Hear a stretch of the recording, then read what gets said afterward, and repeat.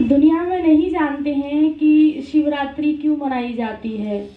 वो समझते हैं कि शिवरात्रि के दिन शंकर पार्वती का विवाह हुआ था, लेकिन शिवरात्रि के दिन विवाह से क्या मतलब। क्योंकि जैसे श्री कृष्ण का मनाते हैं तो उनका जन्मदिन मनाते हैं, राम का भी मनाते हैं तो जन्मदिन मनाते हैं, उनकी तो कभी शादी का दिन मनाते ही नहीं। तो वैसे ही शिवरात्रि के दिन शंकर पार्वती का विवाह नहीं हुआ था। उसका अर्थ है कि उस दिन शिव बाबा ने इस धरती पर अवतरण किया था, माना पर काया प्रवेश की ब्रह्मा के तन में। जब घोर अंधेरी रात होती है तब शिव बाबा इस सृष्टि पर अवतरित होते हैं और हम सभी आत्माओं का कल्याण करते हैं। और शिव बाबा पर हम शिवरात्रि के दिन देखिए क्या क्या चीज़ें चढ़ाते हैं। जैसे बाकी सभी देवी देवताओं पर हम अच्छे अच्छे फूल चढ़ाते हैं, फल चढ़ाते हैं, दूध चढ़ाते हैं, लेकिन शिव बाबा की शिवलिंग ही एक ऐसी है जिस पर हम बेर, सिंघाड़ा और अग का फूल, घी, गुड़, ये सारी चीज़ें चढ़ाते हैं। अब अग का फूल कैसा होता है, हम भी पकड़ते हैं तो बड़ा संभाल के पकड़ते हैं क्योंकि उसमें कांटे होते हैं। जबकि भक्ति में भगवान जी का इतना ध्यान रखा जाता है, कितना कि गर्मी में ठाकुर जी के लिए अलग से पंखा चलाया जाएगा, चलाते हैं।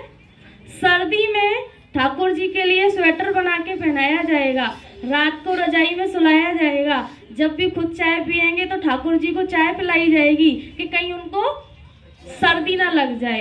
तो क्या जब हम वो अग का फूल शिव बाबा के ऊपर चढ़ाते हैं तो वो उनको चुभता नहीं होगा, कांटे उनको नहीं चुभते होंगे। पर ये तो हम कभी सोचते ही नहीं, क्योंकि चित्त भी अपनी और पट भी अपनी, दोनों ही तरफ से अपनी कर लेते हैं।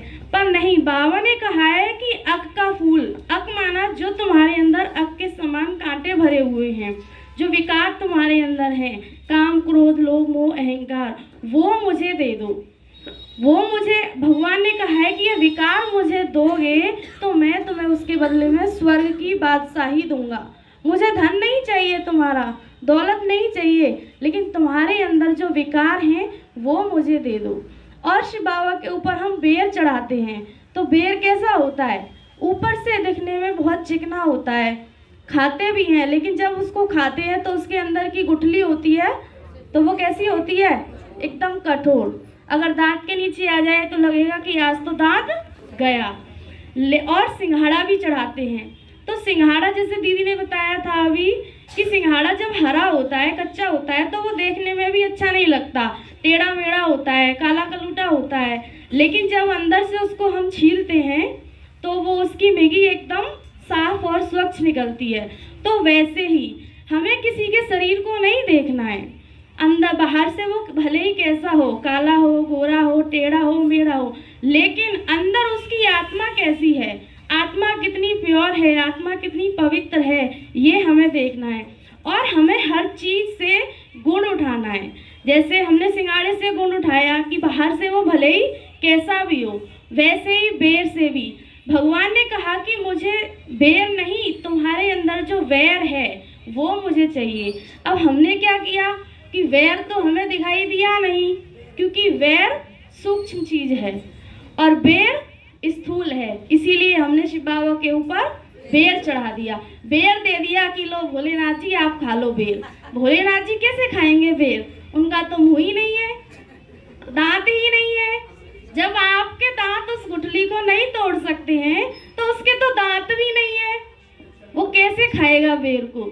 माना ये सारी समझने की बातें हैं कि ये हम सारी चीज़ें क्यों करते हैं। गुड़ चढ़ाते हैं तो गुड़ के समान हमें मीठा बनना है, घी चढ़ाते हैं तो घी के जैसा चिकना बनना है, और फूल चढ़ाते हैं तो फूल के समान हमें सदा खिलते रहना है। ओम शांति।